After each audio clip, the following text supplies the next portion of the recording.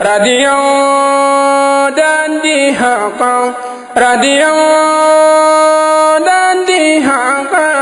داندي حقا دين إسلام بوعور فاتي رب قام فاتر كعتي كجبان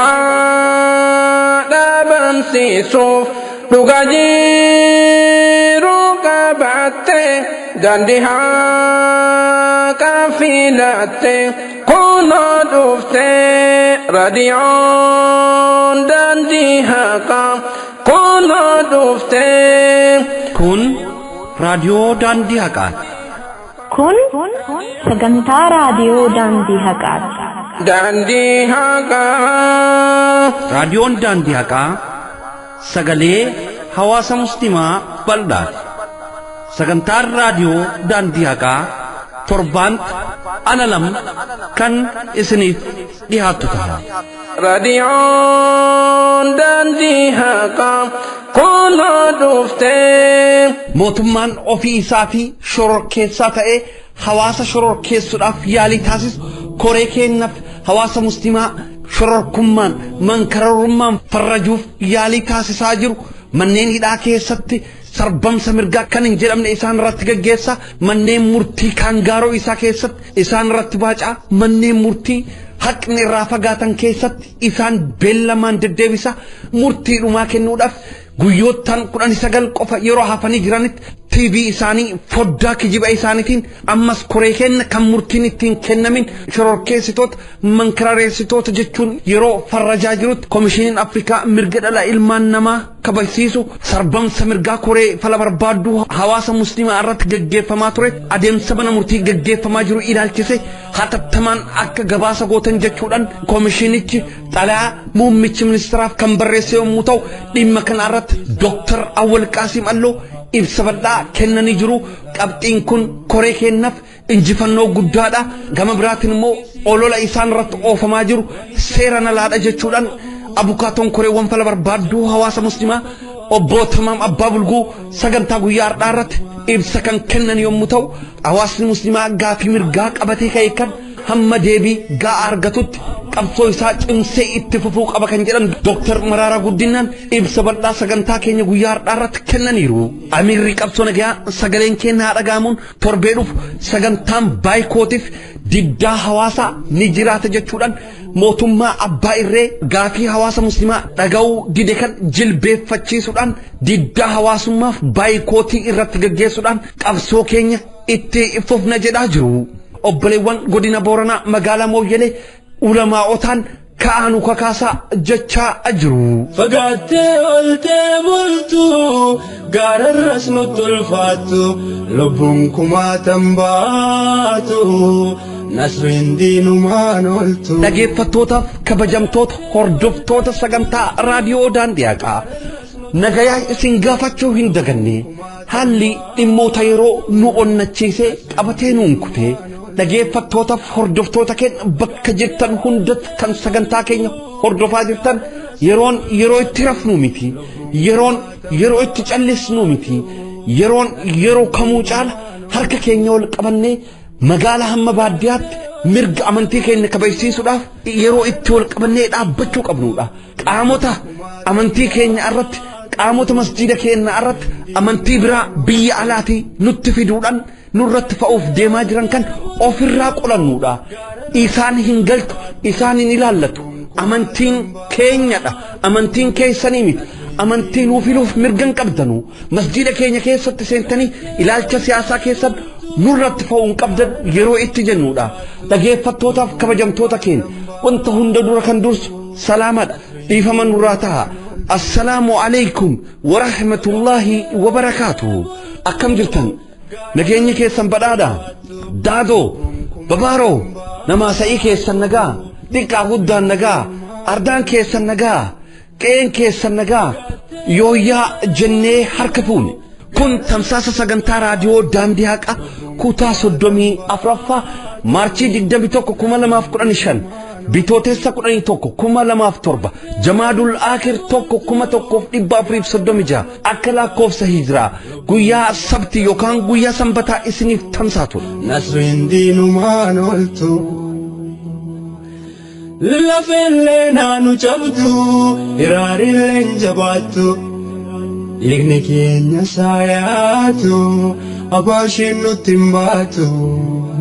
dhageeffattootaaf hordoftoota keenya sagantaawwan guyyaa har'aaf isiniif ta'an jenne qopheessinee qindeessinee gama istuudiyootti seennee jirra. hamma xumuraa sagantaa keenyatti osoo hin ifatin sagantaan guyyaa har'aa sa'a duraan gaggeeffamuu irra dheerachuus ni mala osoo hin ifatin hamma xumuratti akka nu wajjin turtan affeerra keenya. jazakumullahu khairan. jalataan nahbaashi noojiru nuti mooyo rabbi waan gengalchu gabricha isa booyo.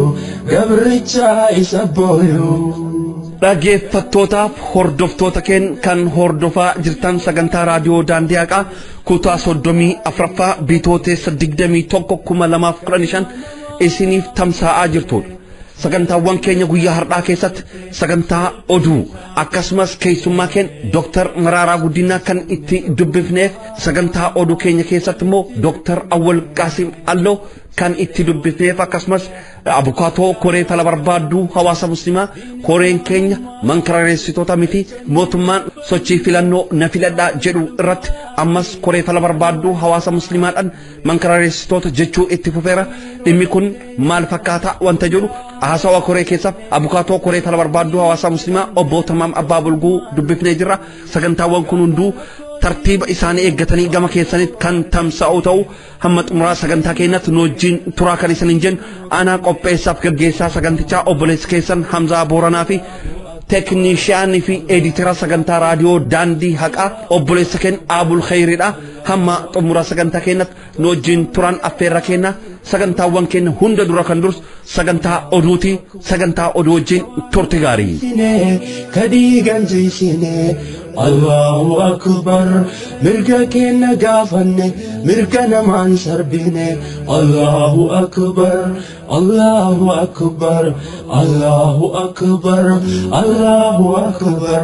mata dureewwan oduu guyyaa har'aa koomishiniin mirga ilmaan nama Afrikaa muummicha ministeeraa obbo Hayilamaariyaam Dassaalenyiif sarbamsa mirga ilma namaa raawwateef deebii akka kennaniif xalayaan akeekkachiisaa ergameef.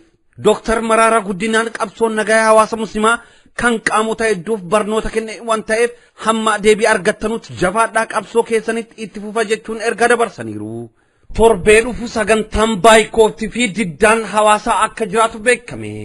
magaalaa Mooyyaleetti guyyaa kaleessaa sagantaan muhaadaraa ho'aa ta'e adeemsifamuu ibsame. mana hidhaa Qaallittiitti sumayyoonni sagantaa ziyaaraa ajaa'ibsiisaa ta'e taasisan. hawaasni muslimaa magaalaa Shaashamannee Jumaa guyyaa kaleessaa masjid Al-Hakimiitti jaalala ergamaa Rabbiif sallallahu alaihi wasallam qaban ibsan. obboleewwan keenya kan galmee Eeliyaas Kadiriin himataman abbaan seeraa mataan na dhukkubaara jechuun bitootessa 14 beellama jijjiirama kennuun isaanii beekame.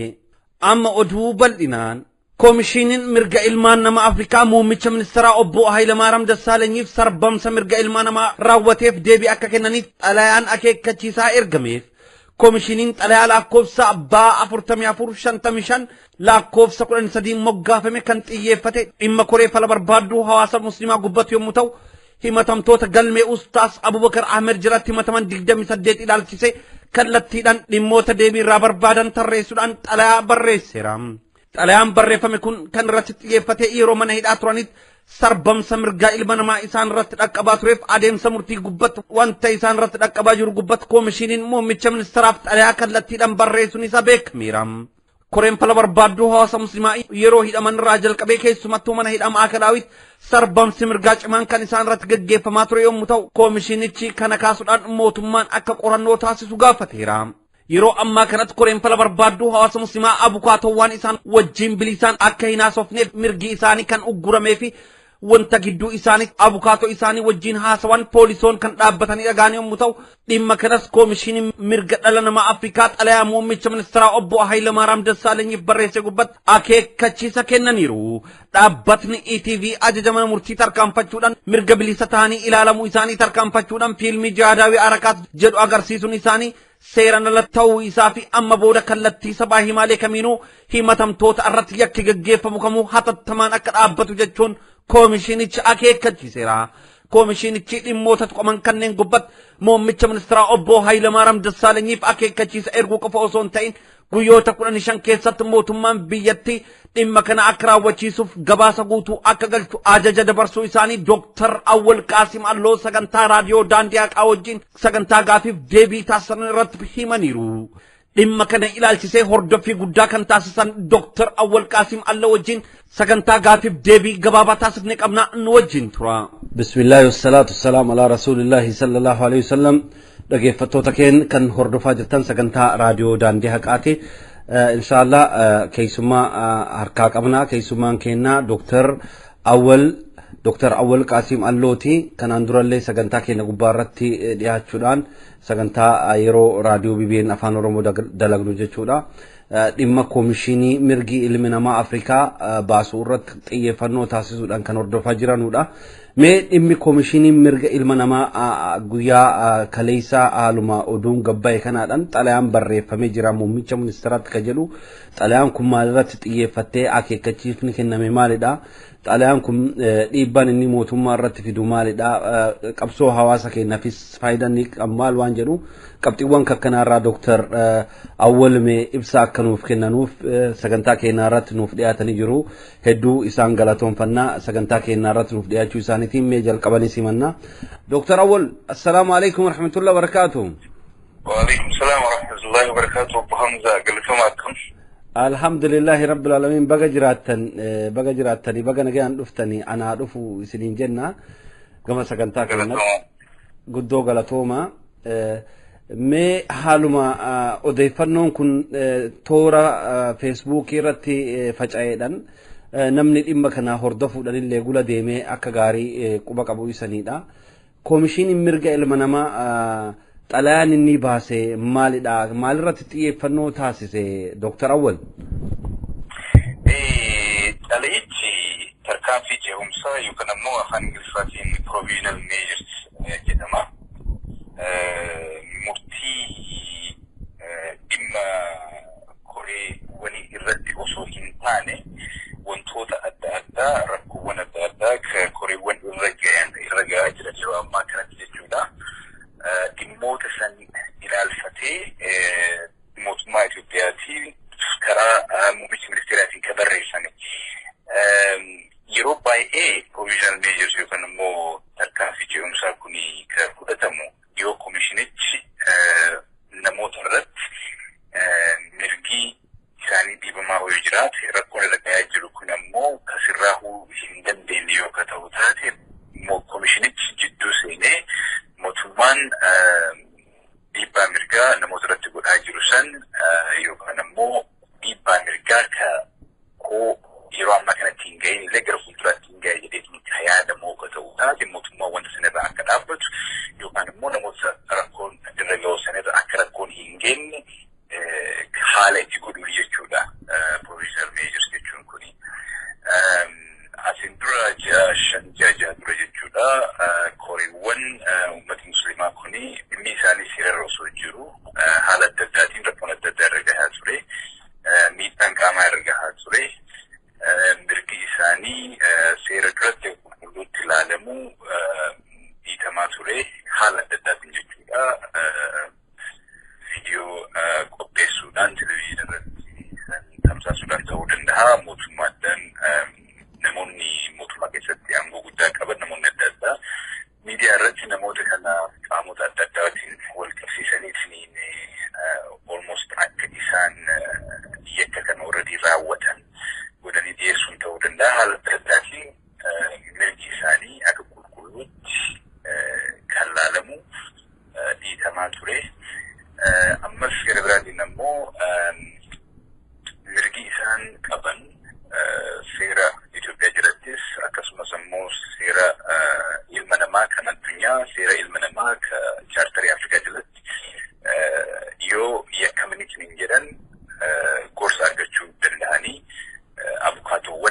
dhufanii rakkoo tokko malee osoo namni isaan to'atu isaan bira hin jirre namoota hidhara jiran kan wajjin haasa'uu mirga qabanii mirgi kuni reebameet mirgi kuni dhoowwatamee yeroo baay'ee abukaatoo fi namoonni hidhaman kun haala ittiin wajjin haasa'anii keezii isaanii ofirraa ittisan akka hin taane godhamaa turanii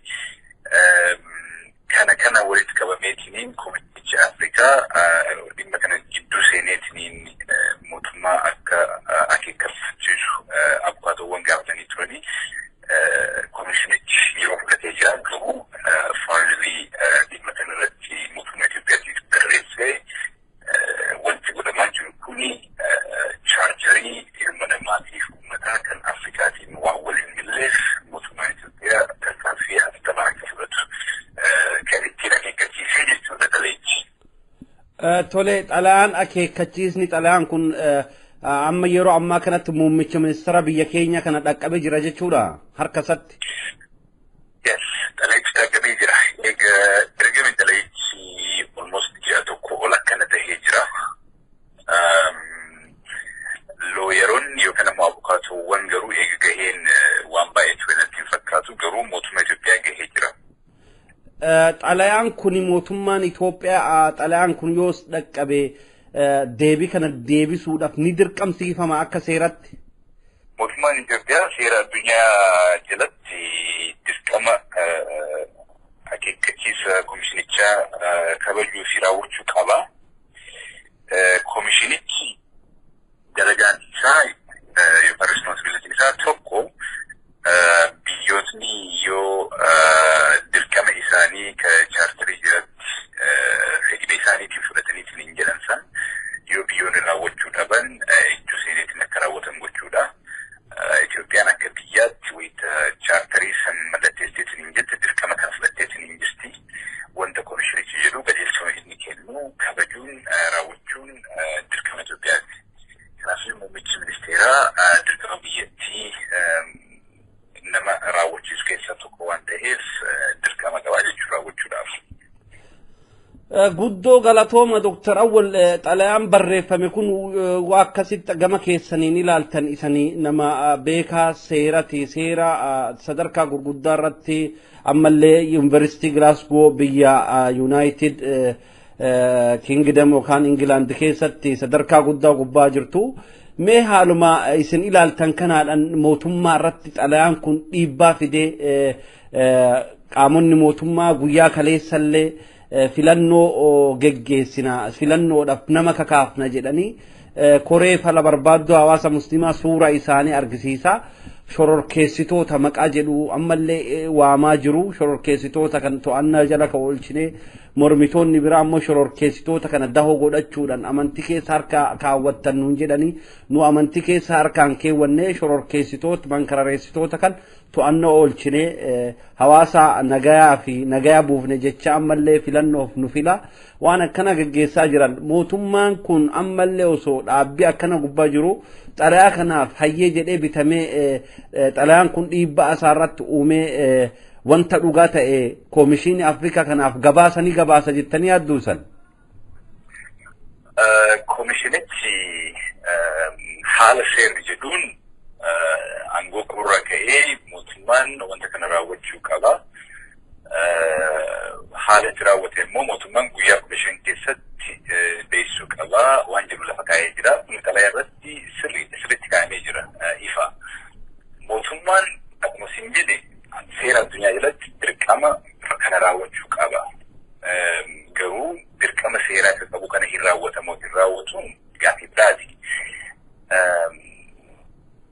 Probably mootummichi raawwachuu dhabuu danda'a. Akkuma seera biyyaa seera ofii baasan uummanni biraa akka itti dalaguu barbaadan garuu ammoo ofii isaaniitii akka ittiin dalagne akka jiru beekna. Osoo seerri akka dalagu taatee osoo mootummaan seera akka jiraatu taatee biyya san keessa namoonni kun walumaa hin hidhamanii turanii gaaffii isaan gaafatan gaaffii mirgaa gaafachuudha immoo nama eebbisan qabu. Mootummichi mirga biyya ofii heera ol aanaa biyyatanii kan hin kabajne seera addunyaa hin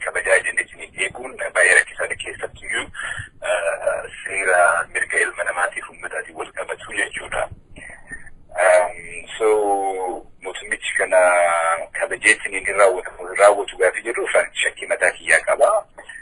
Garuu ammoo raawwachuu dhabuun gatii mataa isaa qaba. Taleechi wanti inni jedhu tokkumaa inni mootummichi guyyaa 15 keessatti beeksisuu akka qabu yoo kan beeksisne taate immoo hoogganaan komishinichaa walgahii adada komishinichi taa'uun mootummaan tarkaanfii fudhate moo fudhanne kan jedhu akka gabaasu ammas ammoo wayita riippoortii dhiyeessu gamtaa Afrikaatiif yookaan immoo Afrikan Yuuniiniif jechuudha. Qaamota adda addaatu jira Afrikan Yuuniinii keessa. Qaamota poolisii kan jedhaman qaama fakkeenyaaf mootummootaa fi afaan Ingiliffaatiin Assembly of Heads of States and Union of African Union jedhama. Kana jechuun qaama Afrikan Yuuniinii keessaa kan mootummoonni qofti tarkaanfii itti fudhatan yookiin murtii adda addaa itti dabarsan fakkeenyaaf hogganaan wal ga'u kana jechuudha. So qaamota poolisii Afrikan Yuuniiniitiif biyyattiin tarkaanfii kana fudhatte moo fudhanne kabajimu murtii isaa kan kabajimu hin kabajne kan jedhu komishinichi akka qaamota saniitiif tamsaasu duree jechuudha. So gatii mataa isaa qaba. Biyyattiin biyyoota mirga ilma namaa hin kabajne keessaa akka ta'an mirga namoota kana horiiwwan kana akka diitan addunyaan atleast yoo xiqqaate jechuudha addunyaan beekuu danda'a. Clearly duraaniyyuu dhimmii wayita gara komishinicha kanaa dhufeetiin hin jedhu mootummaan Itoophiyaa komishinicha kana kabajee murtii isaa fudhateetiin dubbiin kun haala samiin furmaata argataa osoo hin taane yoo xiqqaate yoo mootummaan qaamota seeraa fi heeraa kan biyya keessa filatanitti fayyadameetiin namoota mirga gaafatan haala kanaan rakkoo kana irra geessu taate at least dhugaan beekamuu qaba. Dhugaan kun ammoo biyya keessaa kan argamne taate karaa biraatii dhufuu qaba. Komishinichi kanatti fayyadamnee kuni qaama biyya tokko waan hin ta'iniif qaama addunyaa waan ta'eef eenyummaan iyyuu dhiibbaatti gochuu hin danda'u.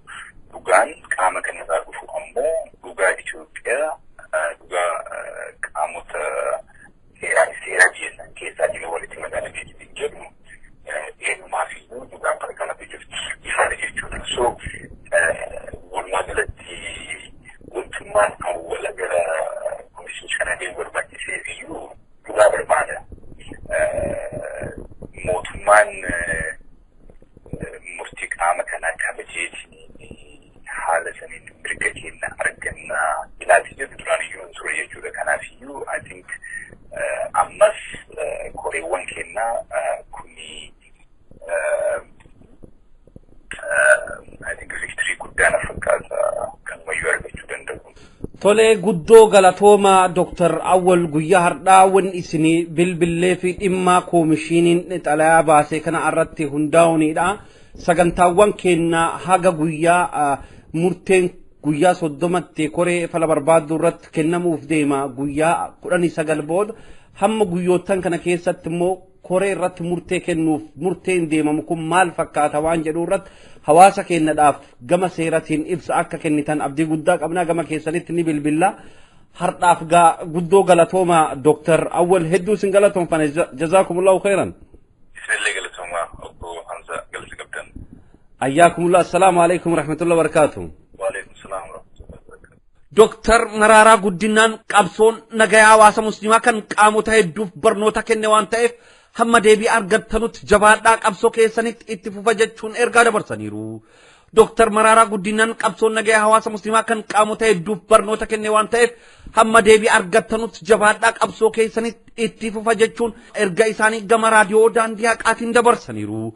Dr. Mararaa Guddinaan qaamota mootummaaf deebii quubsaa hawaasa musliimaa waggoottan 3 gaafii mirgaa gaafataa jiru kanaaf kennaa hawaasa gama hin taanetti hin dhiibina jechuun qaamota mootummaaf waltajjii mormii geggeeffame gubbatti akka dubbatan sagantaa raadiyoo daandii haqaaf himaniiru.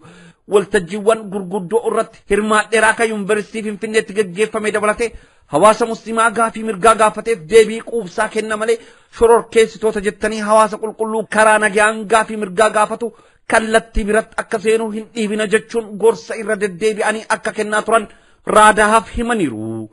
Biyyattii keessatti sirni dimokiraasii dhugaa ijaarame wanta hin jirreef mirgi amantii kan sabni waaqa isaa nagayaan itti waaqeffatu waaqa isaa kadhatee nagayaan keessatti jiraatu wanta hin jirreef kanaaf qabsoon kun jabaate itti fufuu qaba jedhaniiru.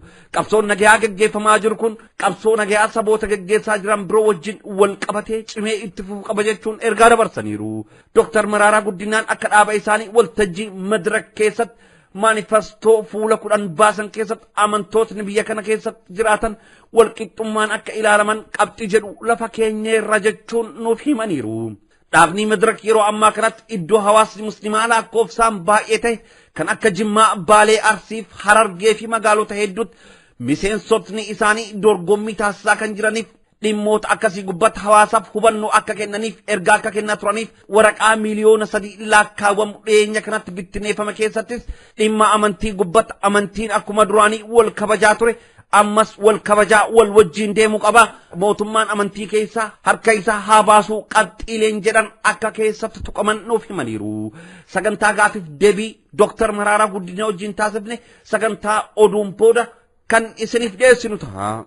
Torbee dhufu sagantaan baayikootii fi diddaan hawaasaa akka jiraatu beekame. Torbee dhufaa jiru kanatti sagantaan baayikootii fi diddaan hawaasaa akka jiraatu amiirri qabsoo nagaa hawaasa muslimaa sagaleen keenya haa dhaga'amuun ibsa baase. Ibsa amiirri qabsoo nagaa baasee Ummuu Bilaal akka armaan gaditti nuuf dhiyeessiti. Bismillahir Rahmanir Rahim. Alhamdulillahi Rabbil Alamin. Assalamu alaikum wa rahmatullahi wa barakatuh. Diddaan hawaasni dhimma hawaasaa fi dinagdee irratti taasisu tooftaa wareegama hirmaannaa qabsooti. Dhuma torbeewwan dhufanuu irratti sagantaa baayikootiitiif diddaa hawaasaa irratti xiyyeeffate ni gaggeeffama. Hawaasni Muslima Itoophiyaa duula ilaalchaa fi tarkaanfii amantii isaa irratti aggaamame ofirraa deebisuudhaaf ilaalcha amantii Islaamummaatiin ofirraa deebisuuf akkasumas gochoota dhoksaan miidhaan irratti gaggeeffamaa jiru gama seeraatiin furmaata akka argatanuuf qabsoon inni taasise sirna hoggansa gubbaa gara jalaatti taasifame qofa osoo hin ta'in hariiroo jalaa gara gubbaattis hoggansa hoggantoota hogganuu danda'an uumeera. Kunis hawaasa muslimaa abbaa qabsochaatiif hogganaa hoggantoota isa taasiseera. Hawaasni muslimaa kan inni dirreetti ba'e adeemsa yeroo keessa hiikamuu yookaanis haala waliigalaa guddina biyyattii wajjin fala argatu yaada jedhuun gara bal'inaan rakkoowwan hundee gadi fageeffatan dhimma amantii hawaasummaa dinagdeef dhaabbilee kan kana fakkaatan gaafachuuf ituu hin taane mirgoota bu'uuraa daangeffamanii kennamaniif deebisanii harkaa saamuudha. Duula hamaa irratti baname ofirraa qolachuudhaaf. Ida'amni bu'aa gocha hamaa kanaa yeroo biraatti kan tarkaanfatuuf amantii keenya irrattis ta'ee hawaas dinagdee eenyummaa keenya irratti balaa hamaa inni qaqqabsiisu hawaasa muslimaatiif burqaa dammaqinaati. Qabsochaafis humna ta'uudhaan alattis hawaasa obsa kan itti huwwiseef wareegamaaf kan qopheessedha. Seenaa boqonnaa ilma namaa keessatti qabsoo bakka guddaa qabaatudha. Yeroo adda addaatti ilmi namaa dhuunfaanis ta'ee ijaaramaan qabsoowwan kaayyoo fi galma adda addaatiif tooftaa fi adeemsa adda addaa hordofan gaggeesseera.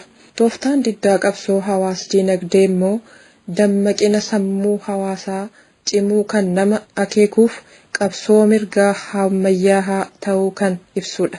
Sababni isaas mootummaan gaaffii ummataa gurra kennee dhaggeeffachuurra sagalee ummataa humnaan ukkaamsuuf yeroodhaa gara yerootti yaalii inni godhu dabalaa fi hammaataa dhufeen hawaasni balbala mootummaa rukutuurra gama adda addaatiin mootummaa irratti dhiibbaa uumuudhaan mootummaan gara balbala ummataa akka dhufu dhimmoota isa dirqisiisu kennoota diddaa deebii filannoo godhee fudhataa waan ta'eef. Dabalataanis diddaan hawaasummaa fi dinagdee ijaaramoota adda addaa kan hin gaafanne. Hawaasa hundinuu naannoo isaatiif kutaa hunda keessatti dhuunfaan qabsoo wareegama hir'isu yommuu ta'u dhiibbaa uumuudhaanis moggoo kan hin qabne ta'uusaa seenaan hin mirkaneessa. Fedhiin hawaasni jijjiiramaaf qabu kun sababa riqicha jijjiiramaa ce'ee dhufeef qaba waan ta'eef hojiirra oolmaan isaas waabii qaba. Eeggattummaa jalaa kan baasuuf hamma balbala injifannootti qabsoon mirga diriirfamee karaa riqicha nagaa fi kutannoo qabuuf lageewwan rakkoo akka ce'u isa taasisa. Fedhii jijjiirama hawaasaa dhaggeeffachuun immoo murteessaa qofa osoo hin ta'in hawaasni hooggansasaa ta'uu kan namatti agarsiisu ta'uu isaati. Dhuma torbee dhufuu karoora baayikootiitiif diddaa qabsoo gargaarsa dhabsiisu irratti xiyyeeffate qabna. Fedhii rabbiitiin hundi keenyaayyuu qabsoowwan kana fakkaatanu irratti barreeffamoota hubannoo keenya cimsanu dubbisuudhaan qophii amantiif xiinsammuu gochuun qabsoo nagaa keenya hanga balbala injifannoo gaggeessuudhaaf waadaa seenaa haaromsinu. Bilisummaa rabbi bira malee kan biraa miti. Qabsoon keenya fedhii rabbiitiin hanga balbala injifannootti itti fufaa. Sagaleen keenya haa dhagahamu. Allahu akbar. Magaalaa Mooyyaleetti guyyaa kaleessaa sagantaan muhaadaraa ho'a ta'e adeemsifamuu ibsame. Naannoo Oromiyaa godina Booranaa magaalaa Mooyyaleetti guyyaa kaleessaa salaata asrii booda sagantaan muhaadaraa ho'a ta'e adeemsifamuu maddoonni raadaa gabaasaniiru. Sagantaan muhaadaraa kunis haala yeroo ammatti mootummaan adeemsisaa jiru kana barsiisaa Abaashii dirqamaan hawaasa musliimaa irratti fe'uuf socho'aa jiru irratti kan xiyyeeffate yommuu ta'u, hawaasni magaalichaa lakkoofsaan guddaa ta'e kan hirmaate ta'uu beekameera. Sagantaa kana irratti walaloowwanii fi dhaamsi ulamootaan kan kenname yommuu ta'u, keessumattuu dargaggoon amantii isaanii akka eeganiif dhaamsi guddaan ulamoota irraa darbeera. Barsiisni maalummaa Abaashii fi aqiida Abaashii ibsu kan kenname ta'uu maddoonni nuuf gabaasaniiru. Sagantaa guyyaa kaleessa kana gubbatti obboleessi keenya tokko walaloo mata duree Abaashii ilaallatee qopheessan dargaggoota kan kakaase fi ulamootas komachuudhaan hawaasa nuuf dammaqsaa, hawaasa nuuf barsiisa jechuun dhaamsa guddaa dabarseera. Qajeelfama amiirri qabsichaa Jumaa kaleessa baasee irratti hundaa'uudhaan musliimoota yakka tokko malee biyyatti keessatti hiraarfamaa jiraniif du'aa'iin kan taasifame ta'uu ibsameera. Mana hidhaa Qaallittiitti Sumayyoonni sagantaa ziyaaraa ajaa'ibsiisa ta'e taasisan. Mana hidhaa Qaallittiitti Sumayyoonni sagantaa ziyaaraa guddaa adeemsisuu isaanii maddoonni raadaa gabaasan. Tooteessa 10,2007 Sumayyoonni koreewwan keenyaaf muslimtoota mana hidhaa Qaallittiitti argamaniif sagantaa ziyaaraa bifa ajaa'ibsiisa ta'een taasisuu isaanii beekameera. Sagantaa ziyaaraa kana irratti Sumayyoonni zoonii hundattuu keeka barreeffamni yoomiyyuu isin wajjin jirra jedhu irratti barreeffamee fi tokkoon koreewwaniif huccuu bifa tokko kennaan kan laatan ta'uu maddoonni raadaaf ibsaniiru. Kaleessa gara Qaallittii ziyaaraadhaaf hedduun deemee turetti obboloowwan keenya Sumayyaa ta'an egaa jarris nu cinaa warra cinaa dhaabbatanii jiran hojii guddaa kan hojjetaa jiranudha. Biyya alaatii obboloowwan dhufaniif biyya keessaa walitti ta'anii keekii hojjetaniitiyyuu koroowwan bakka bu'ootan keenya koree keenyaaf geessanii turan. Haaluma kanaan zoonii hundumattiyyuu zoonii 8 Qaallittii jiran 8 hojjetanii geessanii gaafa ol galchanii jedhanu keekii sanarratti warri itti barreeffamee jiru የትግሉ ደጋፊዎች ሱመያ ማህበር kan jedhudha. Sagantaa ziyaaraa Sumayyoonni taasisan kana irratti koreewwan kan akkaan gammadanii fi hirmaannaa dubartoonni qabsoo kanaaf taasisan immoo daran kan isaan gammachiise ta'uu akkasumas qabsoon daa'immaniif dubartoonni itti baay'atan qabsoo nagayaa ta'uu kan agarsiisudha jechuun kan ibsan ta'uu beekameera.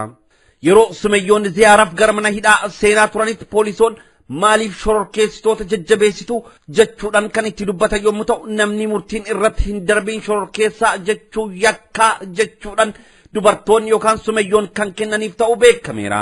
Barreeffama keekichaa irratti Sumayyoota irraa jechuun barreeffame poolisoonni federaalaa Samaayawii paartii irraa jedhanii dubbisuun Samaayawii paartii wajjin qunnamtii qabdu jechuudhaan kan tursiisuuf yaalan yommuu ta'u, barreeffamni Sumayyoota kan jedhu ta'uu ibsu yaalanus maqaa dubartoota muslima ziyaaruuf dhufanii fi lakkoofsa bilbila isaanii qabatuudhaan kan lakkisan ta'uu beekuun danda'ameera.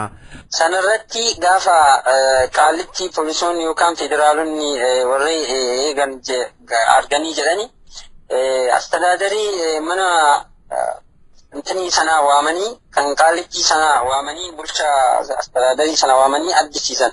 Sana booddee Sumayyaa inni jedhu kun Samaayawii paartii jechuudha. Isin warra Samaayawii paartii deeggaruudha. Jaratu isin erginaan dhuftanii jedhanii baay'ee moobaayila jaraa irraa fudhatanii mattaawoqiyaa jaraa irraa fudhatanii itti jarii gaggalchanii booddee sanammoo isa barreeffamee jiru sana irraa kaaftanu malee hin galchitan jedhanii yentini guddaa irraan gahaa turanii. Sanarrattis gaafa jarri dhaqanii Ustaaz Abubakariin haasofsiisaa turanii dubbisaa turanii maaliif dhuftanii gamsiistuu yoo itti hidhamuunsaa wayyuu callisee yoo itti hidhame wayyuu jechuudhaan astadaadariin mana wayinii sanaa yookaan mana hidhaa sanaa akkana jedhee jara arrabsaa ture jechuudha. Sana booddee waan baay'ee hejjii gaafatanii booddee dhumarratti kan jarri bilbila jaraa fuudhanii maqaa jaraa irraa fuudhanii galgala irraa bilbilaa fi waraqaa eenyummaa jaraa deebisanii fi siin jechuu barbaada.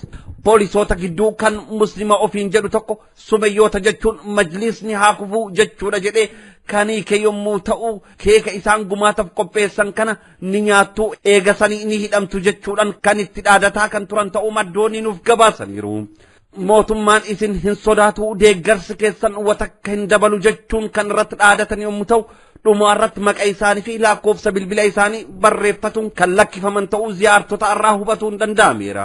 Kanumaan walqabatee sumayyoota keenya keessaa sumayyoota sagantaa irratti hirmaatan irraa haala gabaabaa ta'een gabaasa ishee akka armaan gaditti nuuf dhiyeessiti. Bismillah, assalamu alaikum wa rahmatullahi wa barakatuhu. Guyyaa kamiisaa bitootessa 10,2007 nuti sumayyoonni wajjin ta'uudhaan sagantaa ziyaaraa bal'aa kan ta'e koreewwan ta'e mana hidhaa qaalitti yookiin hijira kombaawundiitti argamaniif sagantaa ziyaaraa guddaa adeemsisnee turre jechuudha. Sagantaa kana irratti kan qabannee deemnee turre uffata wal fakkaatuu fi koreewwan ta'e kan mana hidhaa qaalittiitti argaman uffata wal fakkaatuu fi keekii toortaa gurguddaa kan ta'e zoonii torbaniifuu qopheessinee kara mana qaalittiitti deemnee turre. Kara mana hidhaa qaalittiitti deemnee turre jechuudha. Yeroo balbala irra geenyetti nuti hundi keenya zoonii kam akka seenuu qabnu wal mari'annee kara mana hidhaa qaalittii seenuu dandeenyee jira jechuudha. Mana hidhaa qaalittii yeroo seenetti balbala irratti akkuma nama kamiyyuu waraqaa eenyummaa keenya argisiisnee maqaa keenya galmeessinee seennee turre. Kana booda yeroo bakka nyaata itti ilaalanii fi yookiin uffata keenya itti fattashanitti nuti keekii irratti sumayyoota irraa koreewwan kennaaf yeroo hundaa isin cinaa dhaabbanna isin wajjin jira isin cinaa dhaabbanna kan jedhu irratti barreessinee turre kan seenne jechuudha.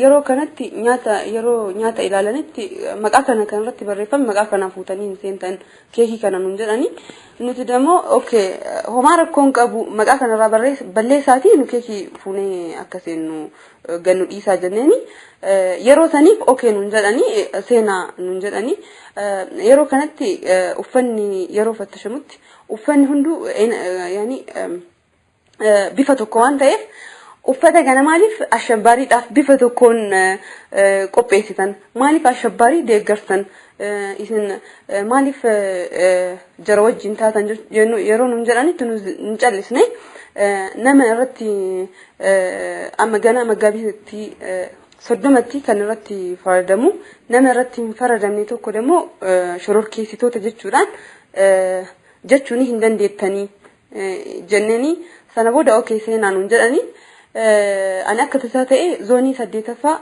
أستاذ أبو بكر أحمد كان يترجمه زوني أستاذ أبو بكر أحمد يترجم زوني سديتفا نجهيت تري أنا أستاذ أبو بكر أحمد براسيني جتورا هندي كنا يقدم ففجأني زوني تي والمرياني قدام قدنتي ديمني جتورا sana booda uffata fuunee deemne kan wal fakkaatu fi keekii keenya qabachuudhaan kara zoonii itti addaan faffacaaniitti deemne anis keekii qabadhee deemee fi uffata Ustaaz Abubakar Ahmadiif qabadhee deemee erga kennee fi booda Ustaaz Abubakar Ahmad keekiin kun kan dhufeef sumayyoota irraa ta'uu fi isaan cinaa yeroo haga dhumaatti haga qabsoon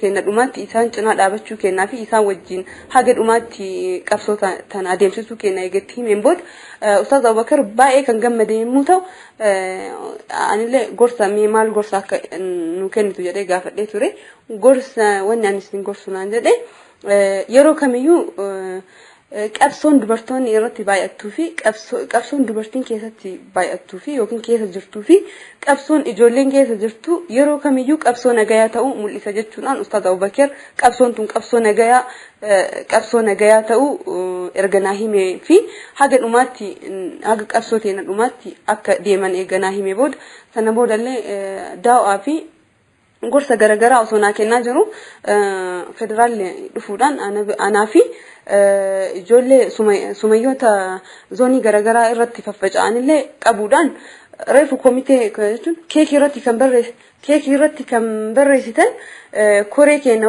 sumayyoota jechuun sumayyoota irraa koreedhaan teennaaf yeroo hundaa isii wajjin jira jechuun maal jechuudha. Kanaafuu ni barbaadamtu kottaa kara biiroo nun jedhanii nu fuudhanii kara biiroo deemne jechuudha. Erga kara biiroo deemne booda sumayyoota jechuun maal jechuudha yeroo jedhanii nu gaafatanitti nu hiikaa sumayyaa kabeenu itti himne kabeenuu fi haqa ka ta'e itti himne isaan ammoo hin ta'u jechuudhaan sumayyaa jechuun Samaayawi paartii jechuudha.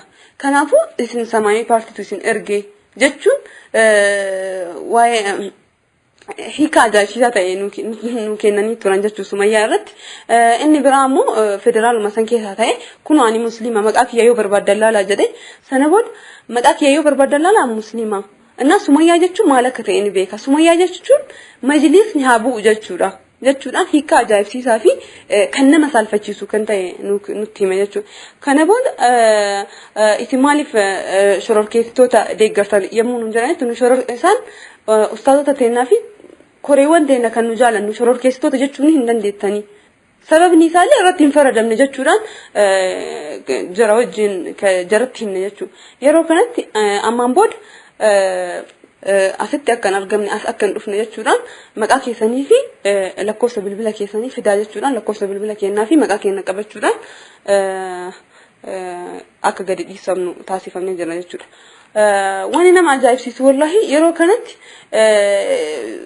Ustaaz Abubakar Ahmed Sumayyaa jechuun Samaayawi paartii jechuudha ka jarri nuun jedhan san yeroo dhaga'utti baay'ee ajaa'ibsiifame wallahi. Namoonni kunniin hagam takka yaani dadhabaa fi hagam takka beekumsi isaanii akka gadi bu'aa ta'e argisiisa jechuudha. Sumayyaa fi Samaayawi paartii wanni nama sodaachisu hin jiru jarri laakiin baay'ee sodaattu waan taateef Sumayyaa Samaayawi paartii wajjin walitti qunnamsiisuudhaan Sumayyaa jechuun Samaayawi paartii jechuudha jedhanii akkasitti wal qunnamsiisuudhaan hiika ajaa'ibaa fi nama saalfachiisu ta'e nutti hima jechuudha. Nuti garuu kanaaf jennee wanni nu sodaannu takka hin jiru. Nuyi qabsoon ta'e qabsoo nagayaa haga taatee jirtutti haga dhumaatti koreewwan ta'e wajjin haga dhumaatti ni qabsoofna haga dhumaatti isaa wajjin jirra haga dhumaatti bakka jarri argametti ni argamna haga dhumaatti waan qabsoo sanaaf barbaachisu ni hojjanna jechuudha. Wanni nu sodaannu jiru.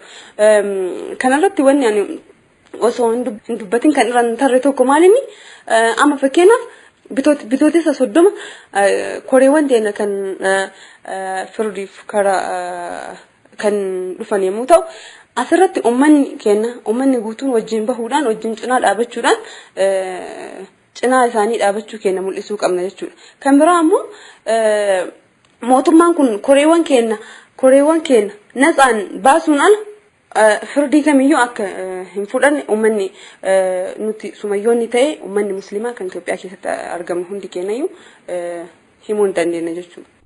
Hawaasni muslimaa magaalaa Shaashamannee Jumaa guyyaa kaleessaa masjid Al-Hakimitti jaalala ergamaa Rabbiif sallallahu alaihi wasallam qaban ibsan. Jumaa guyyaa kaleessaa masjid Al-Hakim kan magaalaa Shaashamanneetti argamu guyyaa kaleessaa gocha adda ta'ee keessummeessee ooluu maddoonni nuuf gabaasan. Guyyaa kaleessatti hawaasni muslimaa magaalaa Shaashamannee jaalala ergamaa Rabbiif sallallahu alaihi wasallam qaban bifa adda ta'een ibsataniiru. Hawaasni guutuun tiishartiiwwan adii barreeffame haadhaaf abbaan koo fidaa isiniif haa ta'u yaa Rasuulullah jedhu afaan Oromoo fi afaan Amaaraatiin irratti barreeffame uffatuudhaan obbolummaa gidduu isaanii jiru bifa ajaa'ibsiisa ta'een ibsaniiru. Akkuma barraa'ee sagaleen kennaa dhagahamu magaalaa Shaashamanneetiin barraa'ee jirutti uummanni magaalaa Shaashamannee guyyaa addaa jaalala ergamaa keenya sallallahu alaihi wasallam Rasuula qabu mul'isuu jecha shaamizii adii barreeffamni irratti barraa'eeru haati Antiya Runtiya fidaa taatu jedhu akkuma afaan Amaaraatiin illee barraa'ee jiru uffatee masjiida Al-Hakimitti walitti taa'ee achitti wal dubbisee wal baree waliin mirqaanee achitti aduwwii musliimaa ka Rasuula irratti waan hin taane barreessan isaanii fi dalagan dhagahumna ofiitiin nutis callisuu hin qabnu jaalala ergamaa nabii keenya qabnu sallallahu alaihi wasallam mul'isuu qabna haala jedhu mul'isee ture. obboleewwan hedduun tiisharticha huccuu isaanii jalatti uffatuudhaan gara masjid Al-Hakiim kan deeman yommuu ta'u salaanni jumaa salaatamee eega xumurame booda huccuu gubbatti uffatanii turan baafatuudhaan bakka tokkotti walitti qabamuudhaan kan hawaasa rifachiisan ta'uu beekameera. Hundi isaaniitu tiishartii barreeffama jaalala ergamaa Rabbii sallallahu alaihi wasallam qabu uffatuudhaan bakka tokkotti walitti qabamuun akkasumas walitti mammaratuudhaan tokkummaa fi obbolummaa isaanii kan ibsatan ta'uu sagaleen keenya haa dhaga'amu magaalaa Shaashamannee ibseera. Hawaasni masjidichatti salaati kan odeeffannoo kana hin dhagahin gocha ajaa'ibsiisaa raawwatame kana dinqisiifatuun kan gammachuu isaanii dhageessisaa turan ta'uu beekameera. haa ta'u sagantichi haala gaariin adeemsifamee achitti haala nama dinqisiisuun haala uummanni odeeffannoo kana hin qabne wannummaan kun maal jedhanii dinqisiifataniin adeemsifamee ture. Gochisa isaa guyyaa kaleessaa taasifame kun jalqabaarraa hanga dhumatti odeeffannoon tokko mootummaa osoo hin qaqqabin kan xumurame yommuu ta'u hawaasni musliima keessatti kan wal ijaaraa jiru ta'uu mootummaa kan agarsiisudha jedhameera. Gochi kun immoo labsii bifa kamiitu osoo hin taasifamin kan raawwatame ta'uu hawaasni musliima labsii tokko malee kanaa ol kan hojjetu ta'uu mootummaadhaaf kan hubachiisudha jedhameera.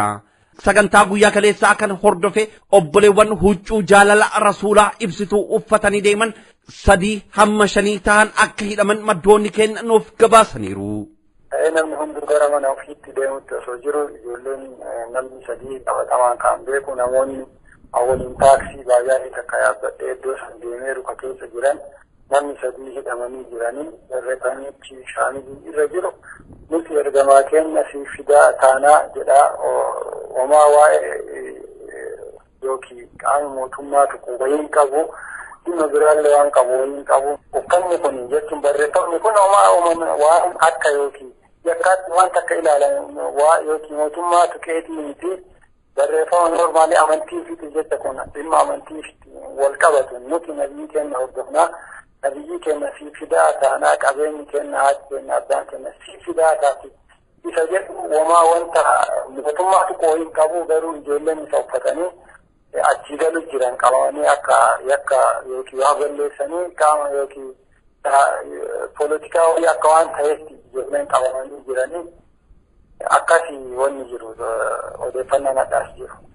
Obboleewwan keenya kan galmee Eeliyaas Kadiriin himataman abbaan seeraa mataan na dhukkubaaraa jechuun bitooteessa 14 beellama jijjiirama kennuun isaanii beekame.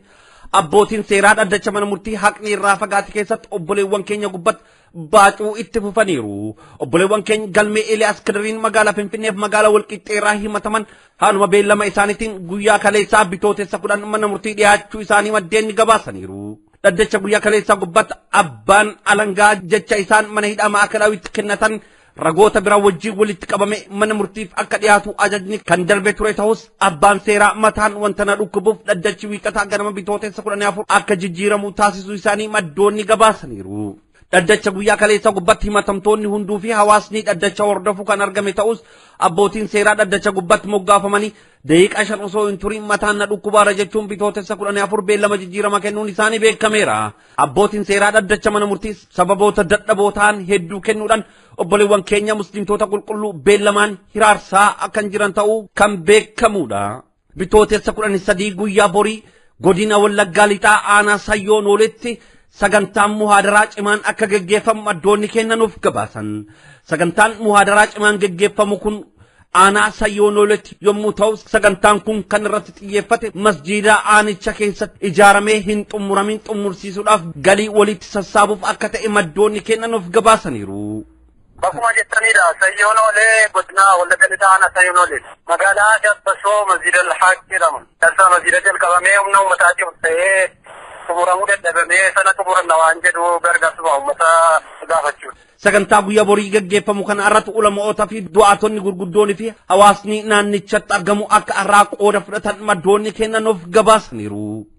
Guyyaa kaleessaa Awurooppaa biyya Noorweey magaalaa Osloo keessatti kosoofni aduu mul'achuu maddoonni gabaasan. Sababa kosoofni aduu guyyaa kaleessaa mul'ateen hawaasni muslimaa magaalaa Noorweeyitti argamu Islamic Cultural Centeritti walitti qabamuudhaan salaata daqiiqaa 25 ta'u haala sunnaa rasuulaa irratti hundaa'uudhaan akka taasisan maddoonni keenya naannawaarraa nuuf gabaasan. Sagantaa salaatan booda bu'aa salaatni kusuufa qabu muhaadaraa irratti ulamoonni argaman akka barnoota kennan maddeen eeraniiru. haaluma wal fakkaatuun hawaasni muslimaa Norway magaalaa Oslo dhaamsa sagaleen keenya haadha gaamuu hordofee sagantaa du'aayii amiirotaadhaan waamame irratti hirmaachuudhaan du'aayii cimaa masjida muslimtoota Oromoo Norway keessatti du'aayii ho'aa ta'e maanguddoota lamaa fi imaama masjidadhaan akka taasifame beekuun danda'ameera. yaa rabbi gidee harkaa gabaabatti harkaa nu baase yaa rabbi jajjala isaa itti kaafkana yaa rabbi isaanii nurraa deebise yaa rabbi jajjala isaan irraa ummata islaamaa kan akka yaa rabbi nurraa itti deebise yaa rabbi si dandeessee qabaa kan isaan nurraa cancale harkaan isaanii irraa qabe arraba isaanii irraa qabe qalbii isaanii waan isaa yaadanii yaa rabbi irraa doomse yaa rabbi irraa doomse yaa rabbi gartee doosee isaanii tan harkaa fixe yaa rabbi doosee isaanii irraa cufe waalaa dhaalika bihaqqi subhaana rabbika. Dhaggeeffattootaaf hordoftoota keenya oduun keenya guyyaa har'aaf qabannee isiniif dhiyaannee kana fakkaatu sagantaawwan keenya afaan hojiin nu wajjin tura. Ustaaz Abubakar goota jarraa keenya Allah ya Rabbana tumsiif koree teenya teessee koree teenya daa'ee Yaasiin Nuruu Rabbiin haa gargaaru.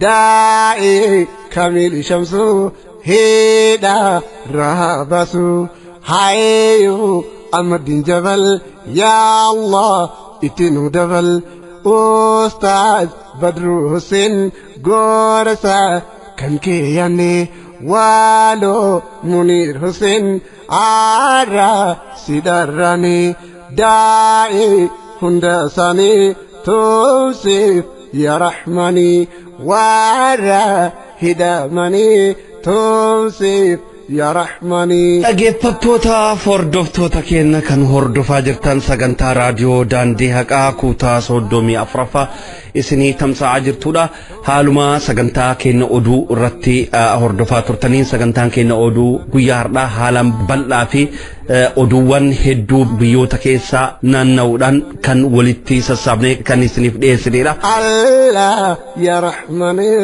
Rahman ya Rahimi.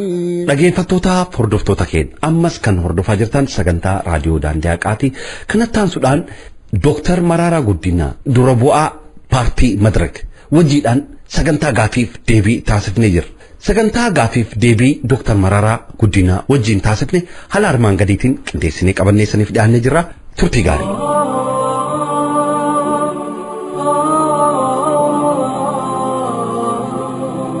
Tole galatooma Dr. Mararaa sagantaan kun sagantaa raadiyoo daandii haqaa jedhama.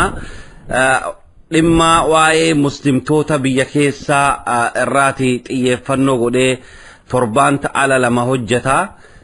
Sagantaa keenya kana gubbaa irratti immoo guyyaa har'aa gaafiiwwan gaggabaaboo tokko isin gaafachuudhaaf gama keessanitti bilbilee isinis immoo nuuf fayyamtanii hayyeenuuf jechuu keessaniif guddoo galatooma.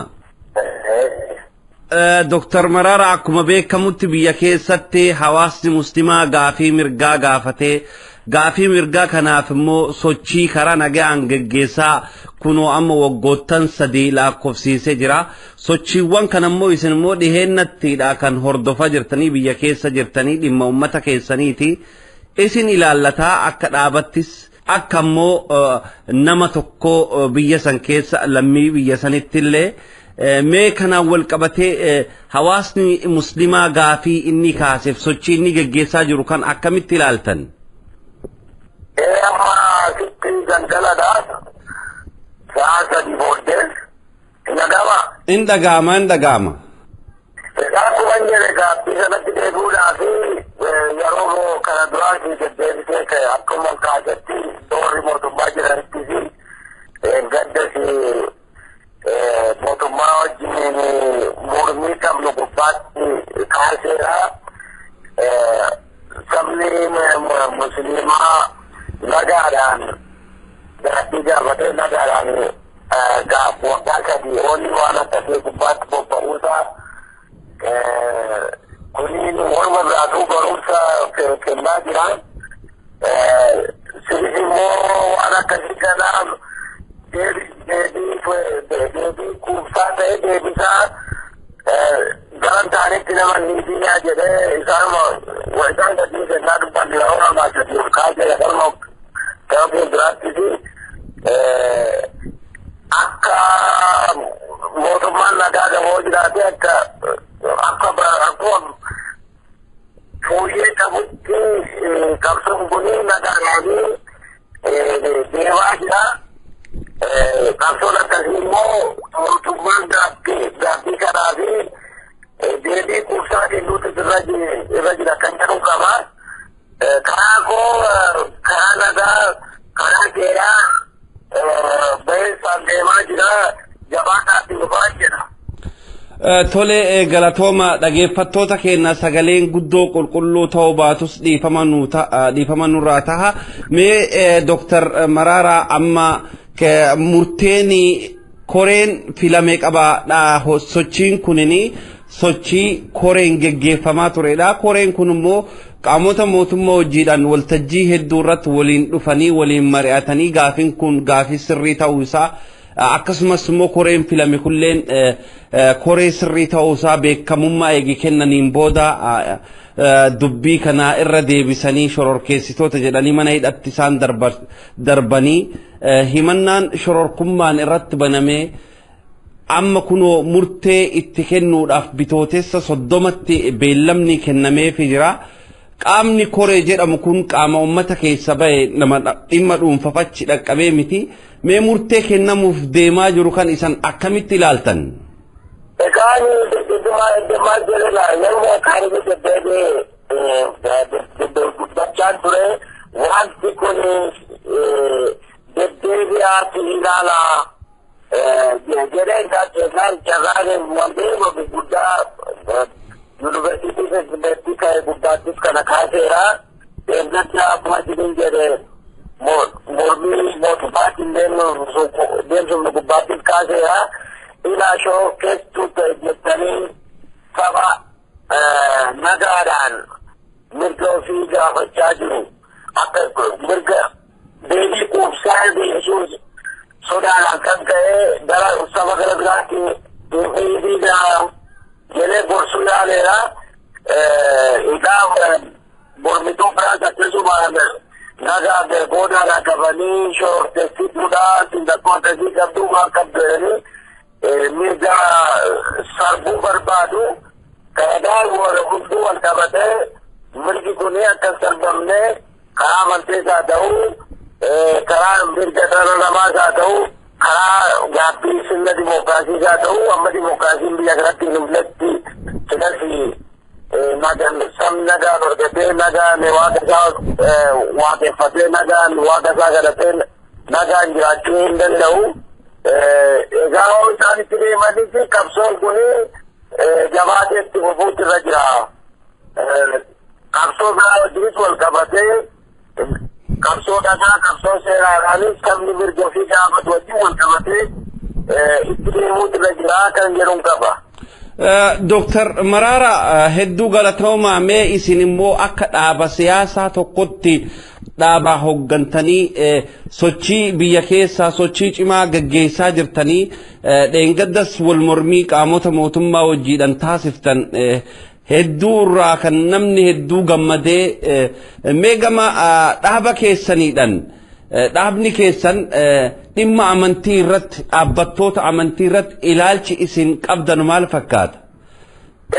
Sagantaa keenya isa bara galtii 65 isa keessatti ta'u keessattis manifestoo jennee gara galtii 10 deemnee baafne keessattis amanteen walqixxummaan biyya kana keessatti amantoonni biyya kanaa jiroonni walqixxummaadhaanii akka ilaalaman isa jedhu lafa keenya irraa jechuu kooti. Egaa opereetiin beektanii iddoo sabni musliimaa baay'een jirutti Jimmatti, Hararitti, Harargeetti, Arsiitti, Baaleetti iddoo baay'eetti dorgomaa jirra. Miseensonni keenya dorgomaa jiru. Iddoo akkasiitti kanas isaanis waan akkasii kanaa akka dabaagalutti akka isaan waan akkasii kaasan itti maa turreerraa amma waraqaa gara miiliyoonii 3 facaafnu gubbaattis tokko waan amanteen kuni keenyerraa ila amantii walqixxummaadhaanii biyya kana keessatti wal bukkee jiraachaa ture ammas wal bukkee haa jiraatu mootummaan amantii keessaa harka isaa haa baasu isa jedhu lafa keenya qabnaa jechuu kooti. Tole galatooma Dr. Maraara dhimma filannoo kana wal qabsiiftanii immoo haala sochaam irra jirtan kanaadhaan mee filannoo kana akkamitti ilaaltan isan ugguraan isan irratti geggeeffamaa jiru moo akkam? Egaa humna keenya alaa jirra amma akkuma isin jedhe kanaa carraa televizyinii reediyoon qabamuun waan tokko carraan arganne isa gubbaattis yaada keenya sochii alaa jirra. Konkolaataa bobbaafnee sagalee guddiftuudhaanii iddoo dandeenyetti sabatti himaa jirra himachaa jirra duula nu filataa kana deemsaa jirra amma yeroo darbee karaa hamma cirootti karaa hargee kana deemat konkolaataa bobbaafnee turre karaa Shibaalee kanas bobbaafnee turre boruu qabee immoo karaa Jimmaa Baaborii kana hin bobbaafna. Egaa humna keenya yaalaa jirraa jechuu kooti. Amma dandeenyetti waan gaaffii ijoo gurguddaa qabu hoo filatamnee maal hojiisa oolchuu akka dandeenyu kana amma dandeenyetti saba keenyatti egaa ibsachaa jirraa. Amma dandeenyetti gaafamaanis nu duukaa bu'aa jennee gaafachaa jirraa. Kaatis ijoollee san jirtanitti amma dandeessan nu gargaaraa jechuu kooti. Tole galatooma Dr. Maraara carraa kanatti fayyadamuudhaan hawaasa keenyaa kan sagantaa kana hordofuuf ergaan isin dabarfattan akkasumas dabalataan hawaasa muslimaa kana ka'ama murteen koree irratti kennamuuf deemu ummata muslimaafillee ergaa dabarsitan akkasumas ummata Oromoo sagantaa kana dhaga'uufillee dhaaba keessan ilaalchisee ergaa dabarfattanii qabaattan walitti qabattanii akka dabarsitan carraa sanii kennina. Egaa akkuma beektanii qabsoodha. Qabsoo kana keessatti hundiyyuu wal qabatee mirga ofiitti qabsaa'uutu irra jira, socho'uutu irra jira. Mootummaan kun immoo yaalloodhaan nama gurri isaa dhaga'uu miti amma danda'anitti sabni wal qabatee mirga ofiitii fi mirga amantees haa ta'uu, mirga dhala namaas haa ta'uu, mirga sirna dimookiraasii haa ta'uu. Biyyi kun amma sirna dimookiraasiitiin hin bulletti ijaa hunduu nagaan jiraachuu hin dandeenye amma danda'etti sabni wal qabatee wal gargaaree hiyyeeyya dabarsee bara kana sagalee keenyaan mootummaa hin barbaanne ofirraa buusuu danda'uun nurra jira jedhee socho'uu nurra jira. Nuti sammuu humna keenyaatti karaa kana socho'aa jirra. Nu bukkee dhaabbadha. Simbukkee dhaabbannaa warra wanti ta'e silas biyya kana keessa manni murtii bilisa ta'e hojjechaa hin jiru. Kana duras bilisa ta'ee isaa hojjenne wanti baay'ee murtaa'aa ture amma soo murtaa'e kanaan na'uun nurra jiru qabsoon sirna dimookiraasiidhaatiif mirga dhala namaatiif mirga sabaatiif mirga amanteetiif itti qabame taafufu amma galma ga'utti nutis amma humna keenyaas saba keenyaa liidarshippii kennaa sinis immoo amma humna keessanii wal gargaaruudhaanii hamma biyyi kun sirna dimookiraasiin buluu dandeessutti mirgi hundiyyuu hamma eegamuu danda'utti qabsoo nagaadhaan calqabame kana galmaan ga'uudhaatiin wal bukkee dhaabbannee itti fufnurra jira. Sinis itti fufuu sinirra jira. Hamma danda'ametti halkanii guyyaa hojjetamee socho'amee sabni of ijaaree gaafa sagalee isaa kennatee sagalee isaa eeggatee socho'uutu irra jira jennaa karaa gaamma dandeessanitti saba keenyatti nu hima. Tole galatooma Dr. Maraara sagantaa raadiyoo daandii haqaa irratti dhiyaattanii ergaa kanaa fi hamma tattaaffii taasisaa jirtan kana ibsa hawaasa gochuu keessaniif hedduu isin galatoomfanna maqaa dhaggeeffattoota keenyatiin inshallah sagantaawwan biraa keenyatti haala irra jirtanuuf haala filannoo kanallee ilaalchisee yeroo biraa kan isin affeerree ergaa keessan dabarfattan taha guddoo galatooma Dr. Marara. Anis irraa naa kennameefi nan galateeffadha. Ayyee horaa bulaa nagayaatti. Eeshi nagaa.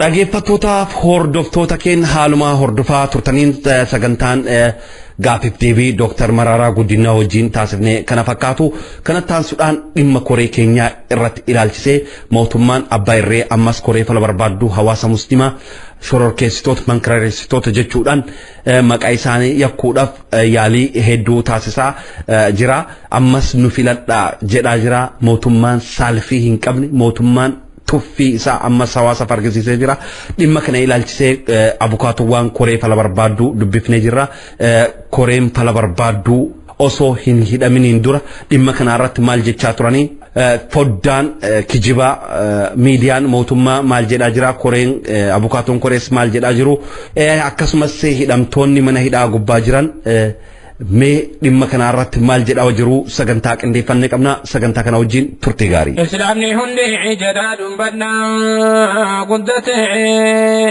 rabbiin kenna guddate rabbiin kenna an islaam jechuun yakka ta'eera maal jettu hawaasni islaamaa maal jettu hawaasni islaamaa koree filannee nutu ergate cinaamii hundi islaamaa cinaamii hundi islaamaa duuba deebi'uu nu hin shakkina ijannoo tokko fuuldura deemna ijannoo tokko fuuldura deemna. mootummaan biyya bulchaa jiru ofiin jedhu mootummaan hawaasa bulchaa ofiin jedhu hawaasa tuffachuudhaan ammas koree fala barbaaddu mana murtiidhaan murtiin hin kennamin koree bakka bu'oota hawaasa muslimaa irratti tuffii qabu taasisuu itti fufeera guyyaa kaleessaa bitooteessa 10 foddaa ETV yookaan foddaa kijibaa isaanii gubbatti koree hawaasa muslimaa shororkeessitoota jechuudhaan suuraa isaanii kan agarsiisaa turan ta'uu beekameera. Egaa guyyaa kaleessa haaluma akkuma beekamu mootummaan ETV yookaan sanuu TV jennu sanaan TV sobaa jennee moggaasni sanaan mirchaa qisqasaa godhachaa ture mirchaa qisqasaa kana sochii qisqasaa kanarratti filannoo kana deemsifachuuf jedhee waan sobaa baay'ee hojjetaa ture isumarruu irratti immoo edammoo waan dinqisiisaa nutti agarsiisa koree miliyoonni yookaan ummanni muslimaa hedduun bakka buufate fidee suuraa jaraa argisiisuudhaan kun shororkeessonni jara kana jechuu argisiisuudhaan mirchaa qisqasaa ittiin godhachaa jira. kun immoo maal kan inni argisiisu ummata muslimaa ammaraan jechaa jira malee jara duwwaa miti jarri kun warra ummanni muslimaa bakka buufatee gaaffii jara warra mootummaatti geesse miti malee shororkeessaa miti jechuudha jarri kun egaa maal argisiisa mootummaan ammayyuu taanaan ummata muslimaa gadi ilaaluudhaan maal godhu jechuudhaan ummanni muslimaa miliyoonatti lakkaa'amu qulqullina jaraa itoo ibsaa jiru isumaa immoo mana murtiittis jarri kun balleessaa qabu jedhamee itoo murtaa'in ammas mootummaan wanti inni godhaa jiru kun waan ummata muslimaa gadi fageenyaan waan nama nuffisiisuudha. Kanaafuu taanaan ammas ta'e bor ummanni muslimaa jara kana qulqulluudha jedhee bakka bu'ee buufatee ergatee ka'ee cal jedhee ala mootummaan akkana godhu ilaaluun qabu mormuu qabaa jechuun barbaada. qaamotni mootummaa ammas tuffii kanarraa hin dhaabbatin mee TV isaanii gubbatti bahanii maal akka jedhan haa dhageenyu. ከአክራሪ ኃይሎች ጋር በግላጭ ያልተቀደሰ ጋብቻ የፈጸሙት አንዳንድ የሀገራችን ተቋሚ ፓርቲዎች dhaabbattoonni mormitoota qaamota mankareessitoota wajjin walitti hidhatan barbaachifne godhan sochii mootummaan mankareessitoota dhaabsisuuf taasisu amantii keessa harka akka galfachuutti herreeguudhaan gama isaaniitiin dhimma kanarratti hojjechuudhaan hawaasa ofitti hawwatuuf yaalu amantiin kee sirraa tuqame jechuun lammiilee mormiif kakaasuuf dhakaan isaan hin buqqifneen jiru ihadigiif mootummaan ihadigiin durfamu mirga amantii isaan biraa kabajanii seera amantii isaanii kan jabeessan mankareessummaan hin komatu mankareessummaan ajaja amantichi ajaju hunda raawwachuun walitti dhiyeenya homaatu hin qabu lammiileen mirga amantaa ofii kabajsiisuuf akka danda'aniif mirga amantaa isaan biroo kabajsiisuu qabu qaamotni mankaraareessitoota garuu dhimma kana guutumatti hin fudhatan ኃይሎች ግን ይህንን ፈጽመው አይቀበሉም koreen fala barbaaddu hawaasa muslimaa osoo hin hidhamin dura dhimma isaan irraa haasawaa turan kan haala akkamiidhaan mee ilaalu ustaas Abubakar Ahmed mee maal jedha shororkeessitoota mankaraareessummaa jechi isaan jedhanii fayyadaman kun miidiyaa isaanii irratti bahanii kan lallaban kun osoo hin hidhamin dura ustaas Abubakar maal jedhaa ture wajjin haa caqafnu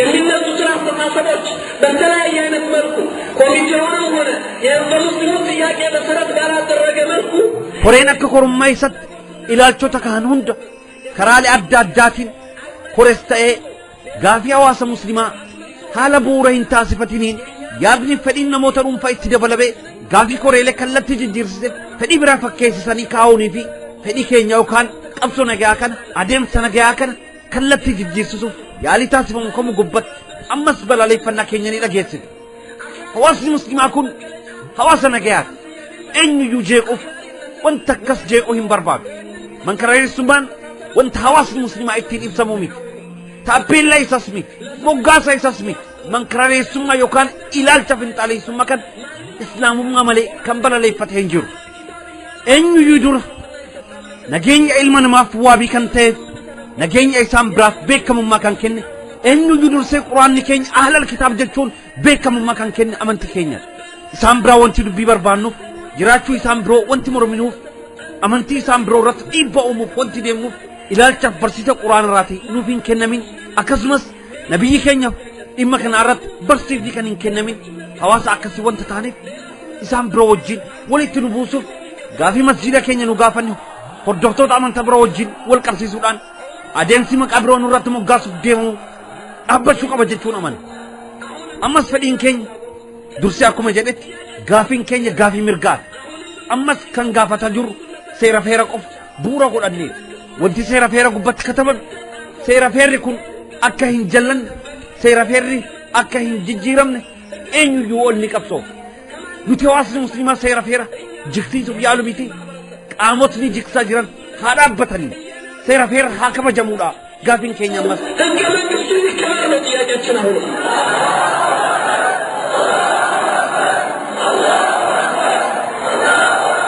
ustaas Ahmed Diin Jamal beekan seenaa kennammoo dhimma shororkeessummaaf mankaraareessummaarraa wal qabsiisuudhaan mee maal jedha haa caqafnu የኢትዮጵያን ህገ መንግስት የሚሽር ነገር መቃወም ግዴታችን ምክንያቱም wanta seeraaf heera mootummaa tarkaanfatu kamuu balaaleffachuun dirqama keenyadha sababii isaas yeroo tokko tokko muslimtoota mankaraareessitoota shororkeessitoota jechuu barbaadu seera feerri biyyattii osoo mankaraareessummaa eeyyamu ta'es mankaraareessummaa hin fudhannu seera feerri biyyattii osoo shororkeessummaa eeyyamu ta'es shororkeessummaa hin fudhannu sababi isaas islaamummaa wajjin wanta wal dhabuuf kana ilaalcha keessa galchuudhaan seera heera beekuun dirqamaadha haaluma amma godhamaa jiruun hogganaan ganda tokko kahee buddeena hojjechuu hin dandeessan yeroo jedhu sodaannee callisoo osoo hin ta'in maaltu isin galche seera feera eegi beekne garuu jabeessinee jaraan mormina seera feerri akkas jedha eeysaa kana fidde deebii fidi jennee qaba kanaafuu seera feera beekuu qabu beekuu qofa osoo hin ta'in isa eegsisu wanta nu fayyaduuf hawaasa biyyattii hundaaf ni fayyada jennee wanta amannuuf bilisummas wanta kennuuf waraqaa gubbaa irratti osoo hin hafin hojii gubbaa akka oolu taasisuudha qaba ለእኛ ስለሚጠቅም ለሁሉም ኢትዮጵያውያንም ይጠቅማል ብለን ስለምናምን ነፃነትን ስለሚ